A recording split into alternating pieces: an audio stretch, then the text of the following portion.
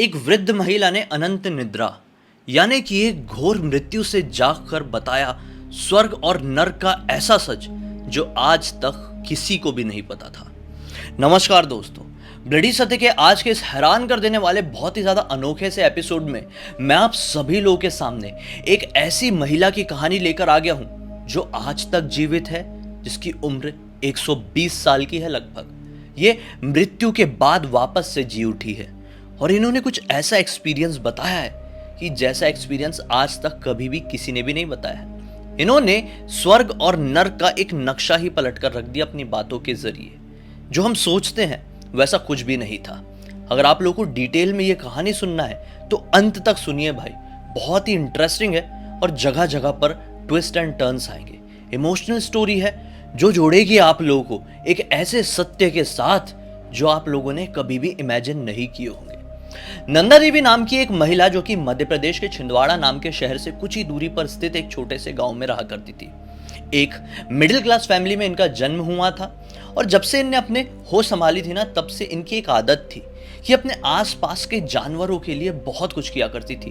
घर में जो भी खाना बनता तो सबसे पहले बाहर बैठी गौ माता को कुछ खिलाती, बाहर जो भी जानवर दिखता उनको खाना खिलाती, उसके बाद ही खुद ग्रहण करती। अब उनका ये बर्ताव देखकर बचपन में तो माता पिता कुछ नहीं बोलते थे, लेकिन जब वो थोड़ी बड़ी हो गई तो माता पिता टोकने लगे, कहने लगे कि अरे अब इतनी बड़ी हो गई हो, थोड़ी समझदार भी बनो, कैसे कैसे करके हम लोग अपना खर्चा चलाते हैं, तुम इस तरीके से घर का खाना जानवरों में बांटोगी तो हम लोग कैसे जिएंगे, कैसे चलाएंगे। लेकिन नंदा देवी एक कान से सुनती और दूसरे कान से ये बात निकाल देती।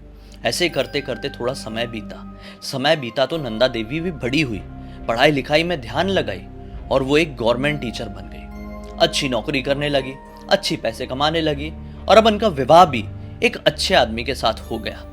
वो अपने गांव से थोड़ी ही दूरी पर स्थित एक टाउन में आकर रहने लगी। अब विवाह के बाद इन्हें कौन रोक सकता था। ये अच्छी जॉब कर रही थी, अच्छे पैसे कमा रही थी।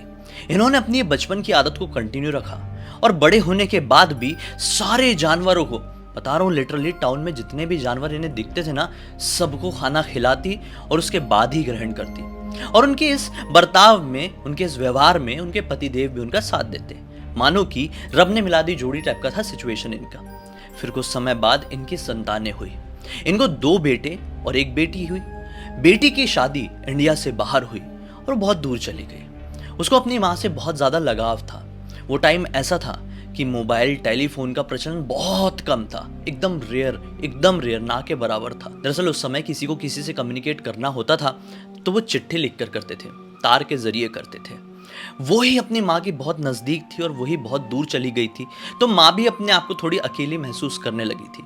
अब नंदा देवी अपने 2 बच्चों और अपने पति के साथ घर पर रह रही थी, अपनी उसी आदत को कंटिन्यू करते।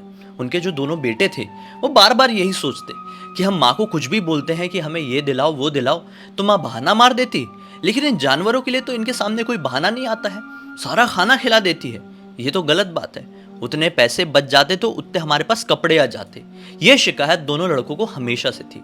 फिर एक ऐसा समय आया कि नंदा देवी के पति को थोड़ी बीमारी हो गई और उस बीमारी की वजह से उनकी मृत्यु हो गई और यहाँ पर उनके दोनों बेटों की अब शादी भी हो गई। दोनों की बहुएं आई छिंदवाड़ा शहर से। अब जैसे तैसे करके इनका जीवन यापन हो रहा था। नंदा देवी भी अपनी इस आदत को कंटिन्यू की थी। अब वो रिटायर हो चुकी थी।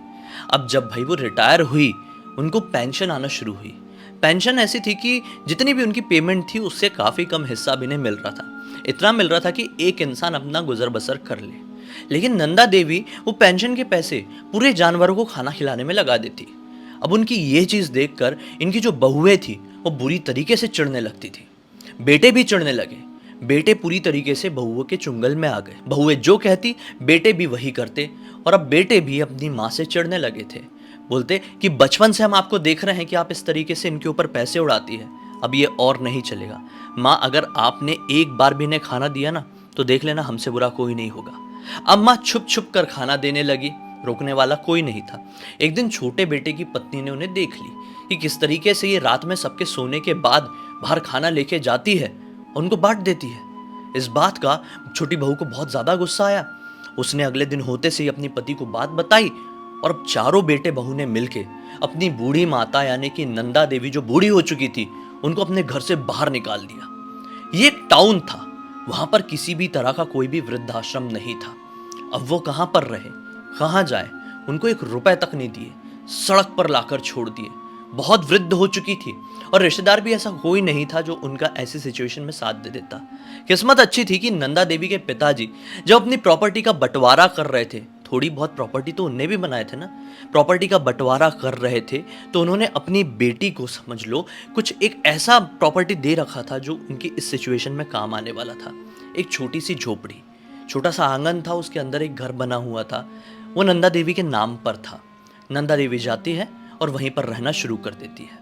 इस सफर में जब वो इस सड़क से लेकर अपने उस घर में जा रही थी जो पिताजी का दिया हुआ इनका घर था, इस सफर में इन्हें एक बहुत ही परेशान कुत्ता दिखाई देता है।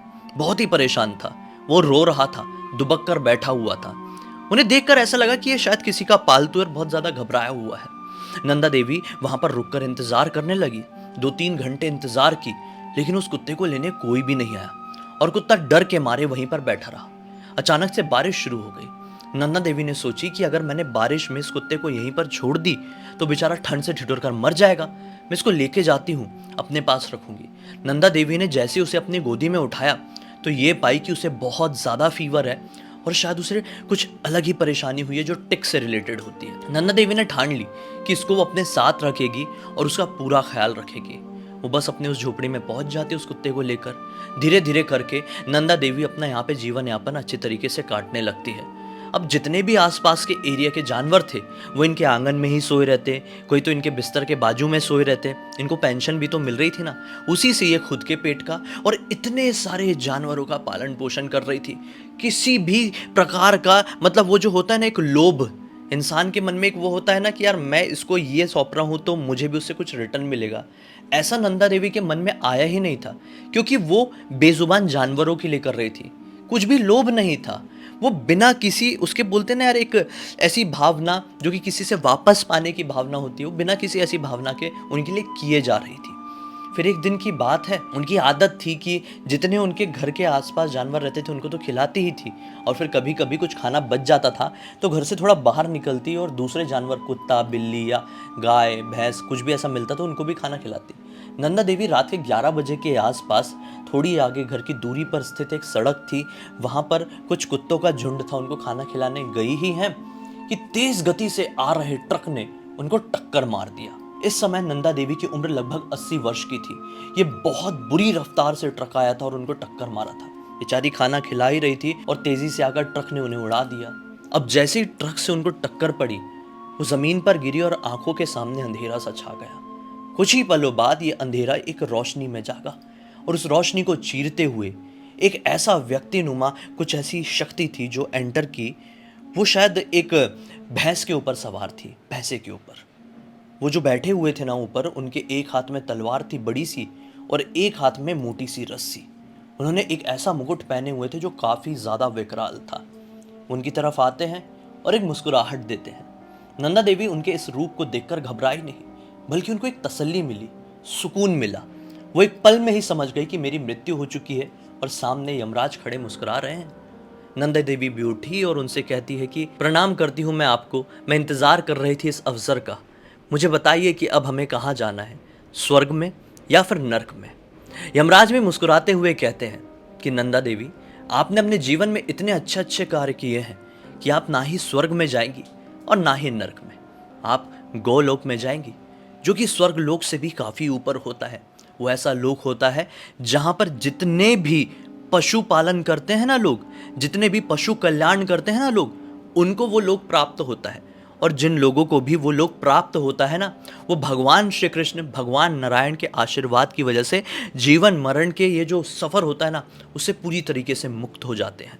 ये काफ़ी ज़्यादा प्रसन्न हो जाती है और यमराज के साथ साथ अपनी ये जो यात्रा है उसको प्रारंभ करती है। अब देखती है कि रास्ते में ना कुछ ऐसे लोग हैं जो काफ़ी ज़्यादा प्रताड़ित होते हुए जा रहे हैं, काफ़ी ज़्यादा बीमार और दुबले पतले दिखाई दे रहे हैं और यमदूत उन्हें कोड़ों से मारते हुए लेकर जा रहे हैं। और दूसरी तरफ देखती है तो ये पाती है कि कुछ लोग ऐसे भी हैं जो हष्ट पुष्ट काफ़ी खुश दिखाई दे रहे हैं और उनका फूलों की सेज स्वागत किया जा रहा है। नंदा देवी अपने जिस रास्ते से जा रही थी उस रास्ते को ज़्यादा नोटिस ही नहीं करती है, क्योंकि उनका ध्यान पूरी इनकी और इनकी तरफ था कि बताइए एक तरफ कितनी खुशी और एक तरफ कितना दुख। अब यमराज के सामने ये बोलती है कि मुझे काफ़ी देखकर इन्हें एक परेशानी हो रही है कि ये आत्माएं कुछ कितनी ज़्यादा प्रताड़ित होते हुए जा रही है, कुछ कितनी ज़्यादा खुश होके जा रही है। वो यमराज से कहती है कि मैं आपसे एक बात कहूँ, मुझे जीवन में किसी भी तरह का सुख नहीं मिला है, मैंने केवल सुखों को बांटी हूँ। किसी ने मेरे बारे में नहीं सोचा है, किसी ने मुझे कभी भी कुछ भी नहीं दिया है, सिर्फ रोका है। लेकिन आज मैं आपसे एक चीज़ मानना चाहती हूँ, एक आखिरी ख्वाहिश, अगर आप पूरी कर दें तो आपका बहुत बड़ा आशीर्वाद मानूंगी मैं। यमराज भी खुश होते हुए कहते हैं कि तुमने अपने जीवन में इतने भले भले कार्य किए हो ना कि मैं तुम्हें मना नहीं कर सकता। बोलो, जो भी चाहोगी आज मैं तुम्हें आशीर्वाद के तौर पर वो दूंगा, वरदान समझ लेना। नंदा देवी कहती है कि मैं गोलोक में जाने से पहले स्वर्ग और नर्क दोनों का भ्रमण करना चाहती हूँ, दोनों को देखना चाहती हूँ, आखिर किस तरह से रहती है वहाँ पर आत्माएं, कैसी कैसी प्रताड़नाएं और कैसे कैसे सुख वो भोगती हैं। अब यमराज कहते हैं कि ठीक है, हम सबसे पहले नर्क में जाएंगे। नर्क में प्रवेश करने से ही पहले उन्हें घोर अंधकार समझ में आता है और उस अंधकार से चीखती चिल्लाते आवाज़ सुनाई देती है। काफ़ी ज़्यादा रो रहे थे कुछ लोग, काफ़ी ज़्यादा दर्द से करहा रहे थे। अब नंदा देवी जब अंदर प्रवेश करती है नर्क के, तो ये पाती है कि चारों तरफ आग ही आग, पेड़ पौधे भी थे लेकिन पेड़ पौधे ऐसे सूखे गए, मतलब एकदम सूखे, बंजर जैसी जगह है। वहाँ पे बहुत सारी आत्मा हैं, आग के पास काम कर रही हैं। अचानक से नंदा देवी की नज़र पड़ती है आग के ऊपर वाले हिस्से में, पाती है कि यहाँ पर एक बहुत बड़ा पतीला रखा हुआ है। उस पतीले से बहुत अच्छी खुशबू आ रही थी। नंदा देवी समझ जाती है कि इसमें खीर है। अब वो वहाँ पर मौजूद आत्माओं को देखती है तो ये पाती है कि आत्माएं तो काफ़ी ज़्यादा कमज़ोर और भूख से निर्बल दिखाई दे रही है। नंदा देवी एक आत्मा की तरफ बढ़ती है और कहती है कि अगर आप इतने ज़्यादा भूखे हो, इतने ज़्यादा निर्बल हो, आपको कार्य कर करके इतनी ज़्यादा थकान हो गई है, तो इतने बड़े पतीले में खीर है, इससे तो आपका सबका पेट भर सकता है, आप खीर निकाल के खा क्यों नहीं लेते। वो आत्मा दुख से करहाते हुए कहती है कि एक बार आप ऊंचाई देखिए, इतनी ऊंचाई तक हम जाएंगे कैसे, उससे खीर निकालेंगे कैसे, और फिर निकाल के नीचे कैसे लाएंगे और फिर खाएंगे कैसे। इतने में ही नंदा देवी सोचने लगती है कि हाँ, ये तो सही बोले, ये लोग कैसे खा सकते हैं। पीछे से यमराज कहते हैं कि हमारा वक्त हो चुका है, हमें आगे बढ़ना चाहिए। नंदा देवी सोचते सोचते आगे बढ़ती है और कुछ ही समय बाद स्वर्ग आता है। स्वर्ग में एंटर करने से ही पहले बहुत ही खूबसूरत सी रोशनी और अंदर से चहकने की आवाज़ें, हंसी खुशी वाली आवाज़ें, काफ़ी ज़्यादा प्रसन्न समझ में आ रहे थे लोग। अंदर प्रवेश करती है तो देखती है कि सभी लोग हष्ट-पुष्ट बैठे हुए हैं, अलग अलग तरह की बातें कर रहे हैं, मजाक कर रहे हैं, कुछ लोग तप में बैठे हुए हैं। और यहाँ पर भी उनकी नज़र पड़ती है सेम टू सेम वैसे ही पतीले में जो कि नर्क में था।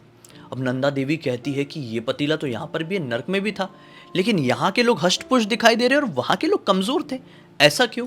वो एक आत्मा की तरफ बढ़ती है और कहती है कि ये पतीले से क्या आपने कभी खीर खाए हैं जो इतने हष्ट-पुष्ट दिखाई दे रहे हैं। वो कहते हैं कि कभी क्या खाए हैं, हम तो रोज़ खाते हैं, दिन के 3 पहर में खाते हैं, हम क्यों हष्ट-पुष्ट नहीं रहेंगे, हमको भला किस तरह की परेशानी होगी। नंदा देवी नर्कवासियों की वो बात को याद करके कहती है कि ये तो इतनी ज़्यादा हाइट में है, आप कैसे इस खीर को इस पतीले से निकालते होंगे। सामने खड़ी हुई आत्मा कहती है कि इसमें कौन सी बड़ी सी बात है, आप देख सकते हैं कि आसपास कितने ज़्यादा पेड़ पौधे हैं, हम इन पेड़ों को काट के उनकी लकड़ियों का उपयोग करके सीढ़ी बनाते हैं, चढ़ते हैं और एक छोटे से पतीले की मदद से, जो हमने लकड़ियों की मदद से ही बनाया हुआ है, नीचे लेके आ जाते हैं। फिर जितने भी लोग खाते हैं, फिर वापस से चढ़ते हैं, फिर निकालते हैं, फिर खाते हैं। इस तरह से हमको कोई भी परेशानी नहीं होती है। नंदा देवी काफ़ी परेशान हो जाती है, एकदम कंफ्यूज, और इसी कंफ्यूज वाले स्टेट में यमराज की तरफ देखती है और यमराज भी इन्हें देख के मुस्कुराते हैं और कहते हैं कि आगे चलिए, हम आगे बात करेंगे, इनके सामने नहीं। अब वो भी स्वर्ग से आगे बढ़ने लगते हैं गोलोक की तरफ। यमराज कहते हैं कि देखा आपने, यही तो है जीवन। स्वर्ग और नर्क में जिस प्रकार से आपने देखा कि आत्माएं अपने हाथ से नर्क बना के रखी और कुछ आत्माओं ने अपने हाथ से एक जगह को स्वर्ग बना के रखी, उस प्रकार से ही पृथ्वी लोक में भी होता है, मनुष्यों के साथ भी होता है। मनुष्य खुद से ही अपने जीवन को नर्क बना लेते हैं, खुद से ही अपने जीवन को स्वर्ग भी बना लेते हैं। ये पूरी तरह से मनुष्यों के ऊपर ही निर्भर करता है। कुछ लोग ऐसे होते हैं कि अपने आसपास बहुत ही कम चीजों की मदद से जीवन में बहुत उन्नति कर लेते हैं, क्योंकि उनको मालूम होता है कि इन छोटी छोटी चीजों की मदद से जीवन में कैसे आगे बढ़ना है। और कुछ लोग ऐसे भी होते हैं जिनके आसपास बहुत सारी संभावनाएं होती है, बहुत सारे चांसेस होते हैं, लेकिन वो लोग फिर भी आगे नहीं बढ़ पाते। क्यों? क्योंकि उनके मन में आलस से भरा रहता है, उनको समझ में नहीं आता है कि हम इतनी सारी चीज़ों का उपयोग कहाँ पे करें। नर्कवासियों के पास सूखी लकड़ियाँ थी, सूखे हुए पेड़ थे, वो चाहते तो कितनी आसानी से सीढ़ी बना के चढ़ सकते थे ना ऊपर, लेकिन नहीं कर रहे हैं क्योंकि नर्कवासी इस उम्मीद में बैठे हुए हैं कि कोई आएगा, निकाल के देगा, खाएंगे तो हष्ट पुष्ट होंगे। लेकिन स्वर्गवासियों के साथ ऐसा नहीं है, वो स्वयं से कार्य करना जानते हैं। और जो भी मनुष्य स्वयं से कार्य करना, स्वयं से मेहनत करना जानते हैं, वो जीवन में अपने जीवन को क्या, अपने आसपास के जीवन को भी, अपने आसपास के लोगों के जीवन को भी स्वर्ग की भांति बना देते हैं। अब इसी तरह से बात करते करते गोलोक भी आ जाता है। गोलोक में जैसे ही प्रवेश करते हैं तो पाते हैं कि बहुत ही प्यारी सुगंध हर जगह फैली हुई है। हर जगह यहाँ पर तप में बहुत सारी आत्माएं, पुण्य आत्माएं बैठी हुई है। बहुत सारी गाय यहाँ पर दिखाई दे रही है। प्रवेश करके ये लोग एक बड़े से गेट को क्रॉस करते हैं। वहाँ पे पाते हैं कि एक बहुत बड़ा सिंहासन, उस सिंहासन में एक जोरों की रोशनी चमकी। नंदा देवी उस रोशनी को साफ से देख भी नहीं पाई थी, अपनी आंखें झुका ही ली थी कि उस रोशनी की तरफ से आवाज आई कि अभी इनको कुछ समय और रहना है। नंदा देवी समझ नहीं पाई कि सामने बैठी हुई शक्ति क्या बोल रही है। सामने बैठी हुई शक्ति फिर से कहती है कि इनकी जरूरत अभी पृथ्वी लोक में है। आज मैं इनके किए हुए कार्य से इतना ज्यादा प्रसन्न हूं कि मैं इनको 100 वर्ष के जीवन अपनी तरफ से वरदान के तौर पर देता हूं। अब जब इनकी मृत्यु होगी, जब इनका आखिरी क्षण आएगा, मैं स्वयं इनको लेने के लिए पृथ्वी लोक में जाऊंगा। तब तक के लिए जाइए और आप उसी प्रकार से भलाई कीजिए जिस प्रकार से अब तक करती आ रही थी। और अचानक से जैसे ये शब्द उन्होंने सुनी, उनको एक झटका सा लगा और आंख खुली तो पाई कि वो एक टेबल में पड़ी हुई है जहां पर डॉक्टर्स, वो जो होता है ना, वो झटका देने वाली मशीन उनको दे रहे थे। उनकी जान आ चुकी थी और हलचल मच गई, खुशी की लहर जाग उठी। अब वो पूरी तरह से 1 हफ्ते बाद ठीक हुई।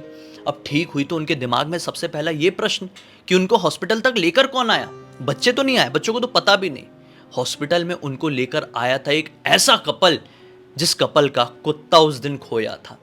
दरअसल नंदा देवी जब घर से निकाले जाने की वजह से अपने दूसरे झोपड़ी वाले घर में जा रही थी, रास्ते में वो जो कुत्ता मिला था ना, वो किसी का गुम हो गया था और भटकते भटकते वहां पर आ गया था।